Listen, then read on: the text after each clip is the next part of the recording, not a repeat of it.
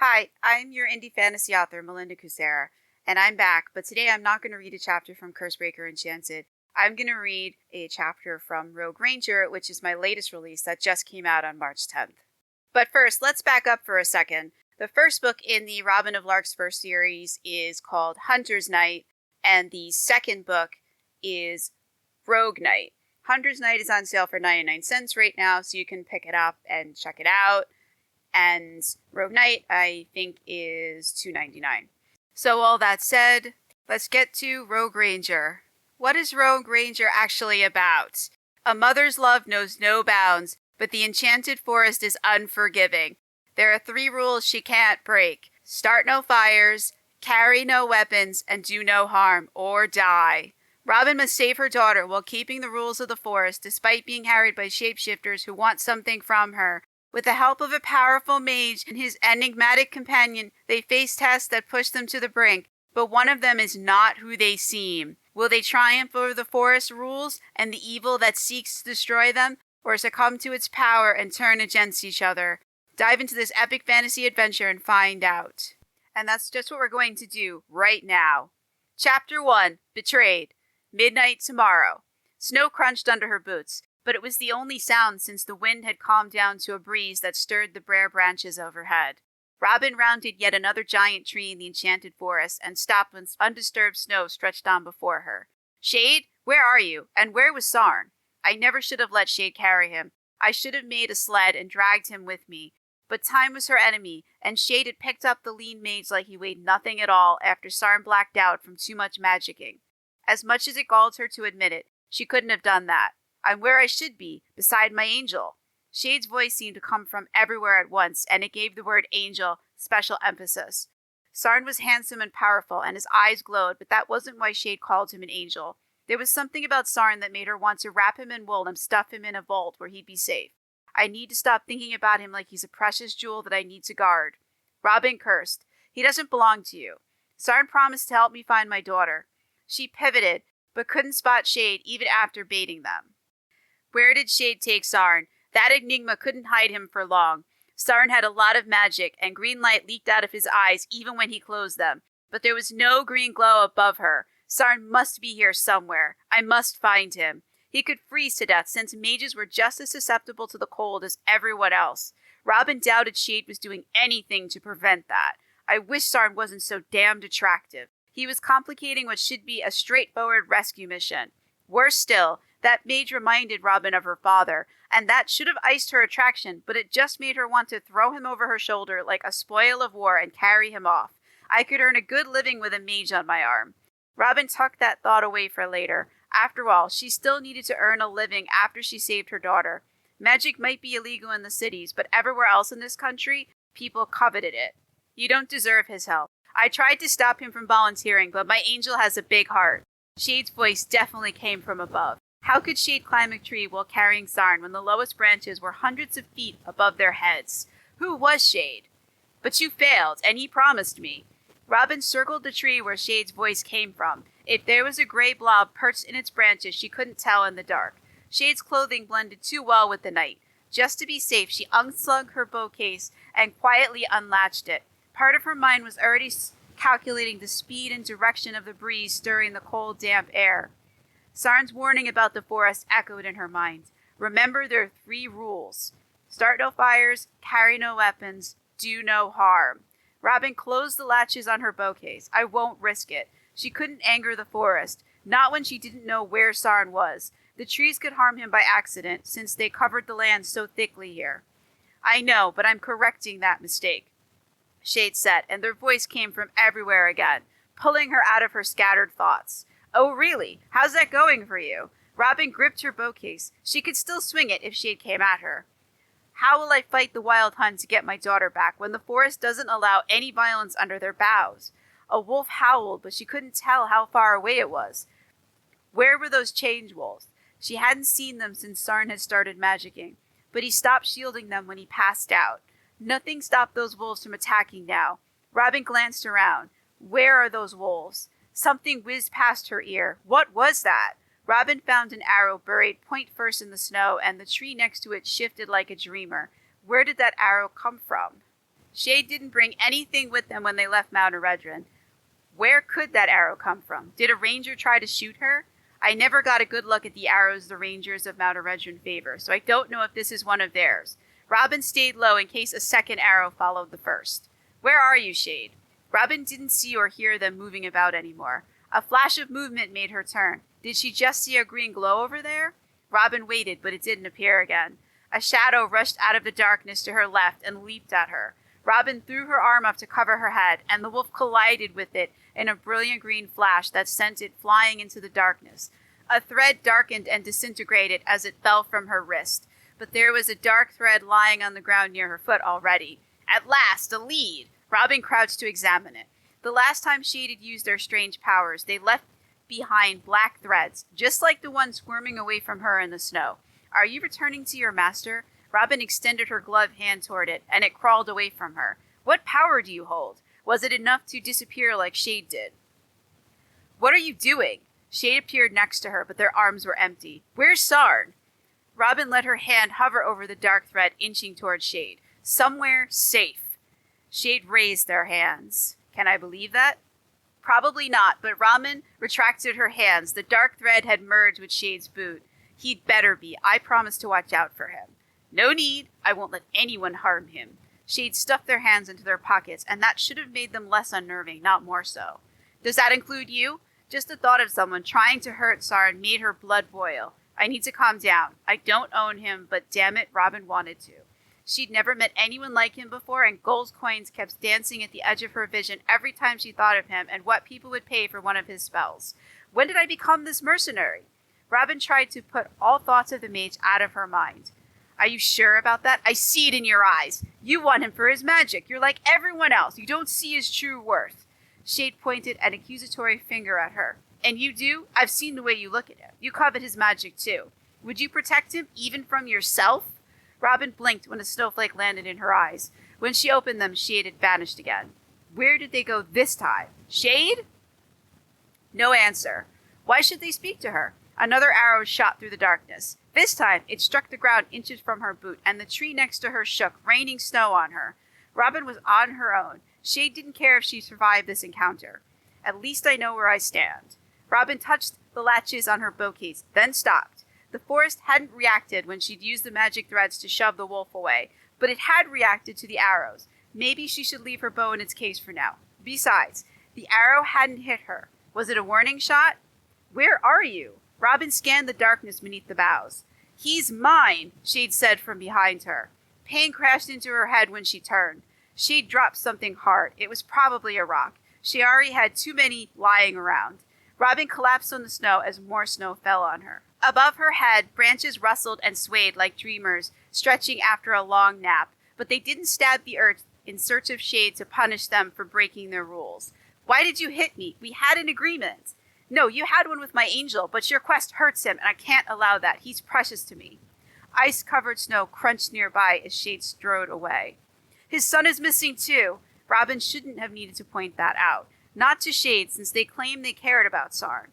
Darkness covered in her peripheral vision. She blinked to clear her winnowing sight, but that didn't help.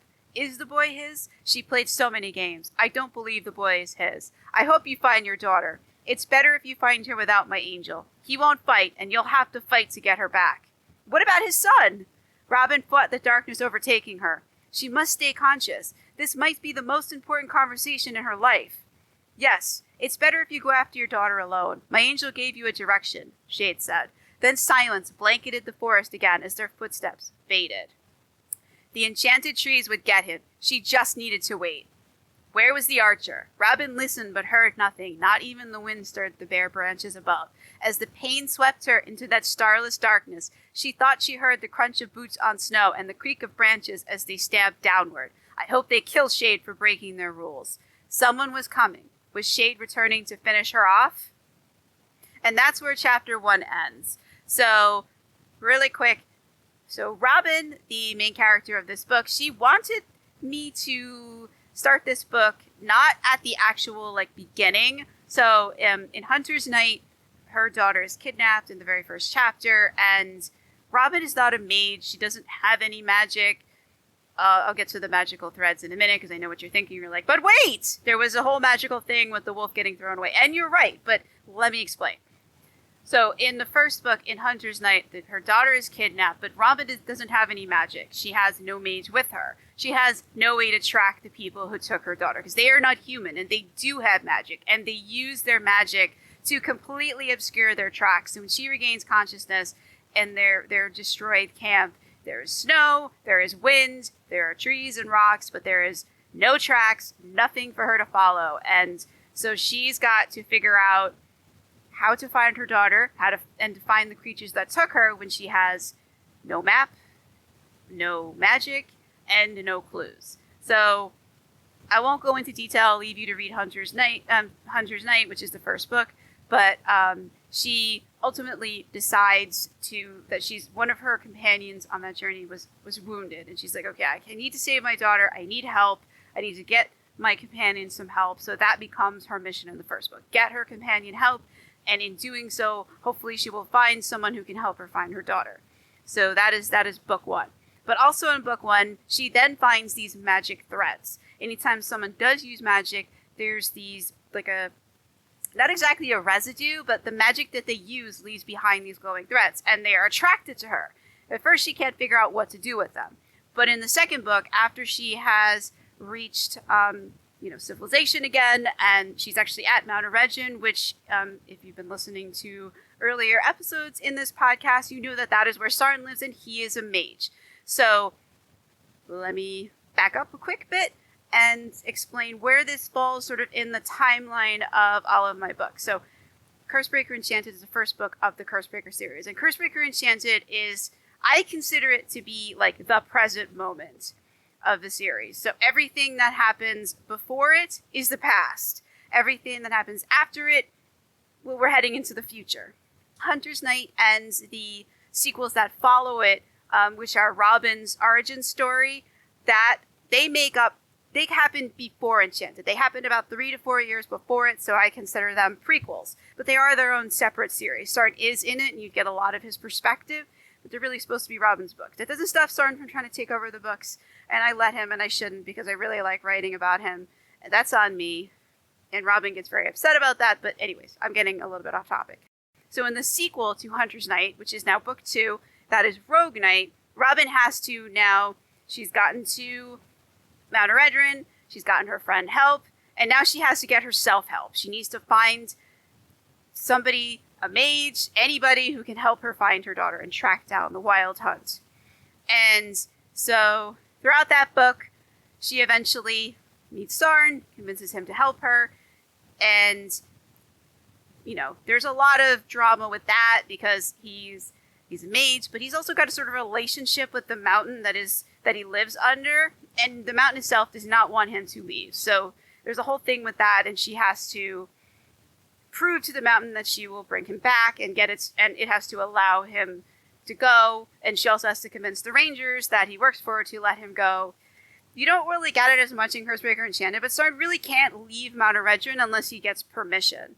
So all of his books basically take place in and around it because he does not have permission to leave it. And I totally understand why they wouldn't give him permission. You don't want a powerful mage roaming around, especially one who doesn't have complete control over their magic, so that makes total sense to me. Okay, so then in Rogue Night, which is the second book, Robin is getting a little bit more into these magical threads and trying to figure some of that out while she's trying to get help. But it's not until this third book, Road Ranger, where we really get, she's in the forest, she's got no one to depend on, she's got Sarn and his friend Shade, who, if you've read ahead in the series, you will know that Shade is not exactly trustworthy.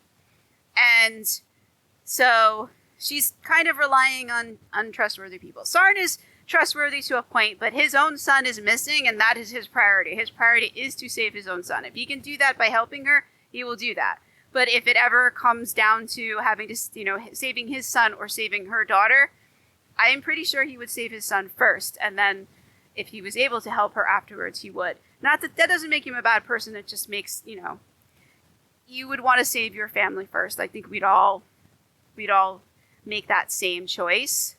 So that is where it starts in Rogue Ranger. That's where it was supposed to start in Rogue Ranger, with them leaving Mount Eredrin. They don't trust each other, trying to either find some trust or at least come to some kind of understanding that they can all work with. I like to read thrillers, and I guess I read too many of them, and Robin decided, well, let's put the betrayal part first. Her argument was pretty sound. She's like, anybody who's read the Cursebreaker series or read the first two books in the Robin of Larkspur series would not be trusting Shade anyways, and would be like 125% certain that Shade is going to betray her at some point. So she's like, why don't we just put that first, because everybody knows this is going to happen, and then we can start the second chapter back where, at the part where we're leaving, we start like seeing all the red flags and the warning signs, and build up to that point somewhere around like the 40-45% mark in the book, where the betrayal, where we have this same chapter, but there's a lot of things that in this chapter that are removed because it was first, like things that would spoil other stuff. So with the same chapter retold, with all the good stuff that I can't put in because it's first, because it would spoil things. And then we go from there with the last 55-60% of the book, what happens after that point. So that was something that Robin really wanted to do. So her first book came out in 2019, September 2019, and her second book came out in October 2019. And now her third book is coming out in 2023, which is like 3.5-4 years later. I didn't really have a leg to stand on to argue with her, because I spent like that entire time writing about Sarn and writing the Cursebreaker books. Her series now has 3 books, and I'm also writing his 10th book, so I gave in to her, and I wasn't sure I liked it, but now reading this on Here to You, I think I liked her decision. I think I agree with her that this was a great place to start, because then it gives you so many questions, like, well, what happens next, and how did we get to this? When I was rereading it during the editing process, it changed how I looked at the book than the way I'd had it before she made that suggestion. So I'm actually happy that we made that change. And now you're probably wondering, well, why did it take so long for her next book to come out? And I have an answer for that. Okay, here we go. Why did this book take 3 years? Because I couldn't figure out how to keep Robin and Shade from killing each other and inciting the forest to kill the victor. The Enchanted Forest has 3 rules which were established in Cursebreaker Enchanted. Start no fires is rule number 1. Not a problem. They have red Lumiere crystals that give off more heat than light, so they don't need fire. So rule number 1 was not an issue. Carry no weapons. This rule has a bunch of exceptions. Nolo explained in Cursebreaker Enchanted that the enchanted trees react to metal. In short, they don't like it. Sarn's magic doesn't like it either, unless the metal object in question is dull and can't stab him. The enchanted trees don't have any exceptions for metal, but they also can't sense metal objects if they're wrapped in something or stored in a box. Just sheathing your blade won't work because the hilt is exposed and they'll sense it. That's why the Rangers don't have metal armor. Grigori makes a humorous comment about that when he and Jurlo visit the captain of the guard in Cursebreaker Enchanted. I think we've already read that there was already an episode with that chapter. I have to double check, but I'm pretty sure there was. If not, then it'll be an upcoming episode of this podcast. And the last rule is do no harm. And this is where the story ran into a problem. Everyone except Sarn and the kids who've been kidnapped wants to harm everyone else, but that's not allowed. Zale, and this is kind of a spoiler, you'll find out who Zale is at the end of Cursebreaker Enchanted, and if you're reading the Robin of Larkspur series, you'll find out in Rogue Ranger who Zale is, so I'm not going to explain that because it's a massive spoiler. I'm just going to leave you to wonder that. Sorry about that. So Zale wonders if 2 wrongs make a right. He does this wondering in Rogue Ranger, but it's shown in Cursebreaker Enchanted what happens when one group attacks another and the second group fights back. The forest kills everyone because they broke all the rules. And, well, that's not a spoiler because we've already read that chapter, and that's exactly what happened in the beginning of Cursebreaker Enchanted, actually before the story opens. And Sarn is trying to figure out in Cursebreaker Enchanted, why did this happen? Why did one group attack the other and the other fight back when they know the rules and they know that this is not allowed and that the forest is just going to kill them all? So, not a spoiler. There's no rule against using magic in the forest unless the spell harms someone. That's forbidden, and the forest would punish the caster for that, but Sarn isn't likely to do that, so he doesn't have any issues crossing the forest. So that's why Sarn never has a problem in the Enchanted Forest. He's not going to break the rules. And just using his magic doesn't break any rules. And then another character in this book talks about how the rules apply to other races who live in the country who are not fully human. And apparently there are slightly different variations to the rules for that. I'm not going to explain that part. That's in Rogue Ranger. That's all in there. That would be a really massive spoiler for some of the other things that happened in there. But that's why I struggled writing this book and why it took so long. There was no chance that Shade and Rob would get along for long enough to find and save the kids. Absolutely none. And Sarn was too distracted by his worries about fatherhood and his son to notice any of this. And that comes up in Cursebreaker Enchanted as well. Sarn can have tunnel vision when he's with other people. He doesn't always notice that they have issues with each other. So as you will see if you choose to read Rogue Ranger, Sarn is like a arrow trained on his objective. There is no stopping him. There is no delaying him. He is just off like a shot.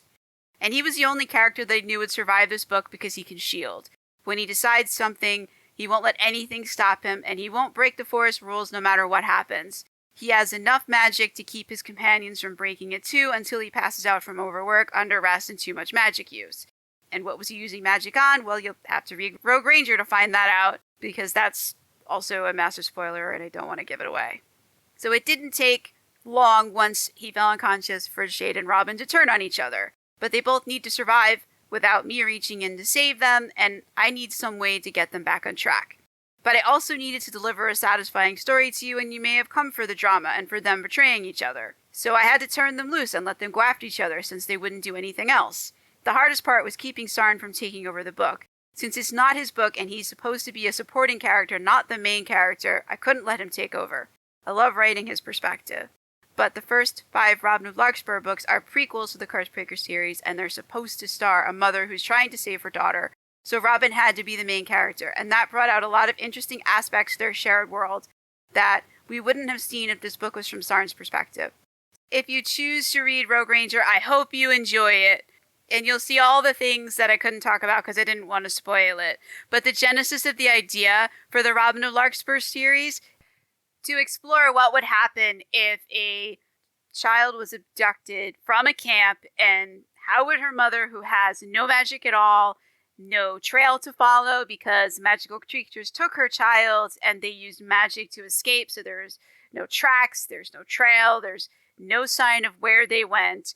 So what would she do? How would she find her daughter? And would she find her daughter? Would she be able to get her back? So that is what the first bunch of books in the Robin of Larkspur series was created to explore. Like, what does a regular human do in this world that is so full of magic in a country that is completely covered by an enchanted forest?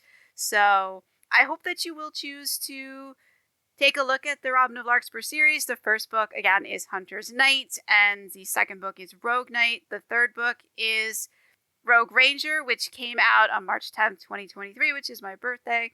There's also on my website a compilation of season 1 from this podcast, and it comes in 2 versions. One version has all of the episodes except for the one where we looked at the difference between human narration and digital narration. That was a one-off thing that only lives on the podcast. So that's not there. But all the episodes from Cursebreaker Enchanted are there, and they're all together. There's also my commentary before and after, just as they were on the podcast. And there's also the episode about the deep lore. And I'm going to do another deep lore episode. I'm not exactly sure. There's a lot of feedback between my microphone and the audio recording equipment. So I'm trying to sort that out, trying to still record these. So we'll work that out. There's also a version of season 1 compilation where there's no commentary or anything. It is just the chapters from the first part of Cursebreaker Enchanted, which is like 18 or 19 chapters. So it's just all about, it's about 5 or 6 hours. And that is on there. It's very inexpensive. And so I'll leave all the links to Rogue Ranger, to the first 2 books in her series, as well as the 2 audiobook compilations in the show notes or the description below. So hopefully you'll check it out, and I will see you next time. We'll be back to see what Sarn is up to. And pick up with, I think we're on chapter 23 or 24 of Cursebreaker Enchanted. And I am Melinda Kucsera, your indie fantasy author, and thank you so much for joining me again. Have a great day.